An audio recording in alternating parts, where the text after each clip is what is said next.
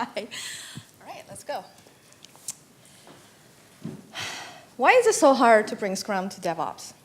Is it because we need to put out fire all the time? Or maybe you're just not sure where to begin. Hi, I'm Jessie. I'm a member of DevOps at Hootsuite, and I help my team adopt Scrum. First, a quick review. Scrum is a lightweight, iterative, and incremental agile framework for managing product development.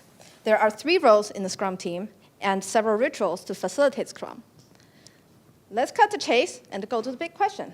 How do you do Scrum in DevOps, where we're constantly interrupted and still need to make progress on that big project? Here's one possible answer. You decide how to do Scrum. Martin Fowler said in his Agile 2018 keynote that we suffer from the Agile industrial complex, which is the notion that Agile has to be done a certain way. But Agile should be about finding the best way to work by the people who's doing the work. So how do you get started? We got started when I was asked to bring Scrum to the team a couple years ago. Before I start, let me just say I could not have done this without the supportive culture at Hootsuite, where individuals are empowered with trust and autonomy, and teams are encouraged to self-organize. So when I was given the opportunity to experiment, I decided to just start with one ritual, backlog grooming. The reason we started with grooming was we had one dev who knew everything and kept it all to himself. So as a result, he will end up doing most of the work, and everyone else just tried to keep themselves busy. So for a couple months, beside doing my work as a dev, I was spending 1 day a week cleaning our backlog and taking note of things that needed details. Then I'd fill in the blank with the guy that knew everything. Slowly, everyone on the team started to have a better understanding of the things that we worked on. And grooming evolved from just 2 people to the entire team. When everyone started to get the hang of this, I decided to add more rituals. Sprint Retro was the last ritual to be introduced, not because it's less important. On the contrary, it is the heart and soul of Scrum. It demands engagement from its participants for it to be effective, so I had to make sure I had buy-in from everyone first. Now, retros can be a bit dreadful because you talk about things that didn't go well. So to keep things fresh, my team suggested that we do themed retros, such as fighting a dragon or climbing a mountain. Sometimes we even did retros outside the office, like a bubble tea shop. At this point, we're still not making as much progress on the big projects as we hoped. So one of the ideas that came out of retro was having a sprint goal, and it worked.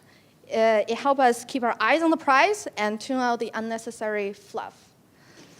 To make sure we're always working on the right stuff, we often check our progress against the roadmap.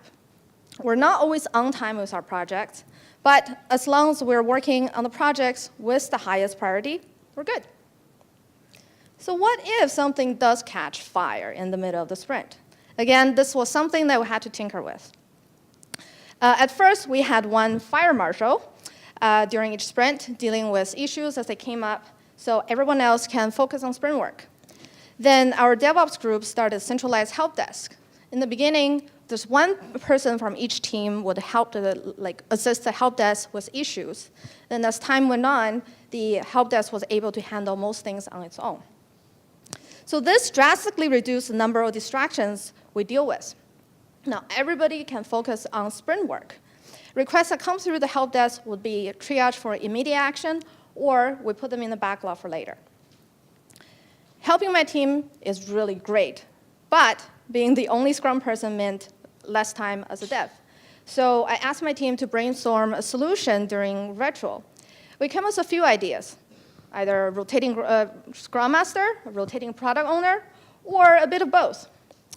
It took us several iterations to find something that really worked for us.